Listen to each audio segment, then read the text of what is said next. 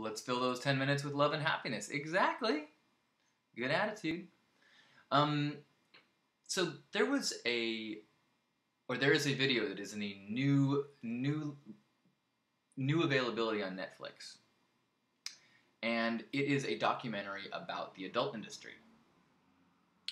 And specifically, it's a photographer who did a photography project shooting images of adult stars at a adult conference. And during the end of the documentary, they do a slideshow, and there is a picture that is clearly me. And so, based on the other people in the documentary, it would be really easy, and clearly it has been really easy for some people to make the assumption and connection that, oh my gosh, he was a porn star. And that's not true. At least not in the way that I would define a porn star. I actually worked as a spokesmodel, a kind of representative of an adult company, and went to trade shows, often hiring models, and we would go and with pink and cool outfits, and I would get DJ mixes made. We would go and promote and try to get. We were basically it was a affiliate program geared towards adult webmasters. So I would meet with adult webmasters all around the world and try to get them to give my clients' products a try. And so because of that, I was very much interacting with a lot of people in the adult industry. Even though my role was purely a marketing one, it overlapped with a bunch of the adult industry. And so I met a lot of people and, got an insider's look at a fascinating subculture.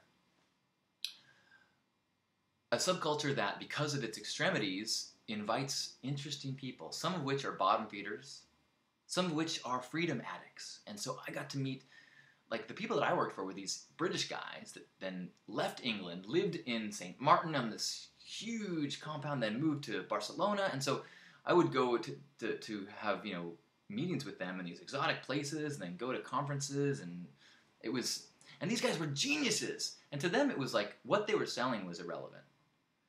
They just figured out a way to live as free as possible. And the industry that is the most punk rock, that is the most out there, that is pushing the boundaries the most, is the adult industry. And a few years ago, it was also the industry that was pushing technology. It's kind of not the case anymore. But there was a time when the adult web was the most interesting part of the web in terms of technologies. And so I was a part of that. I was doing that. So there's all sorts of pictures of me with adult stars and things. So here's a fun one of me with Peter North. And he's someone that I've actually hung out with a number of times. Can be a great guy. Here's the image that's in the documentary that someone posted on my wall, actually.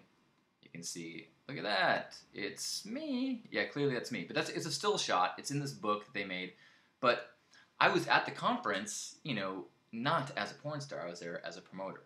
That being said, I'm also a life artist. And so I have investigated, explored many areas in the realm of sex-positive attitudes, activities, events that if you had a very narrow view of what pornography was, I guess you could say it was porn.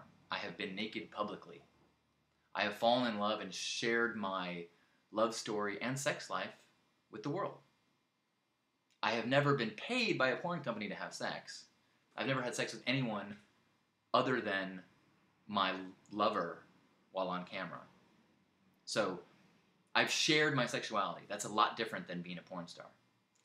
And it's important for me to say that I'm proud of the things that I did. And I'm proud of the values and love that I infused with these, sexual experiences. I think part of being a lifestyle artist, being an artist, being embracing life is not shunning away from things just because they have certain values attached to them, but embracing things and taking the values that are important to them. So my experience in the adult industry is one that I feel proud of. I feel proud of what I did. I feel proud of the things that I, stood up for. I feel proud of the things that I accomplished. Unfortunately, as we see in our, soundbite culture, it's very easy, and people love to take things out of context, label them in distorting ways, and judge. And that's one of the consequences that I sometimes face. So. Maybe I will get a little bit more into it on Happy Hour, but I just wanted to, since I've had several people more and more going, wait a minute, I just saw this thing. Yeah, I have enjoyed many of the meats of our cultural stew, as Homer Simpson would say.